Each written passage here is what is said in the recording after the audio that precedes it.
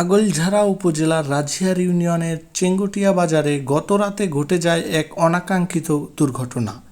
ধান কাটার উদ্দেশ্যে দূর দূরান্ত থেকে আগত শ্রমিকদের নিয়ে এই ঘটনাটি ঘটল।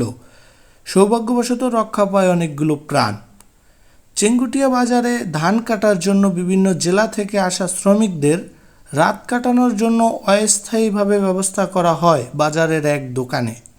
দোকানটি ছিল একটি পুকুরের উপর নির্মিত কাঠের মাচাতে।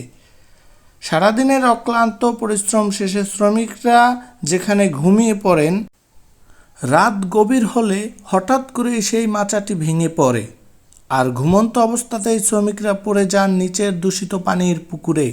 ঘটনাটি ঘটে এত হঠাৎ যে কেউ কিছু বোঝার আগেই পানিতে তলিয়ে যায় সবাই প্রায়। একজন শ্রমিক জানান, ভাই, আমি প্রায় 2 গ্লাসের মতো পানি খেয়ে ফেলেছি। এমন কথা শুনে সবাই আতঙ্কিত হয়ে পড়লেও আশ্চর্যজনকভাবে কেউই গুরুতরভাবে আহত হননি। সবাইকে নিরাপদে উদ্ধার করা হয়।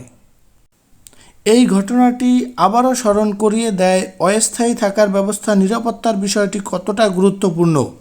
সৌভাগ্যবশত এইবার কেউই ক্ষতিগ্রস্ত না হলেও ভবিষ্যতে যেন এমন পরিস্থিতি আর না ঘটে সেই দিকেও নজর দেওয়া দরকার।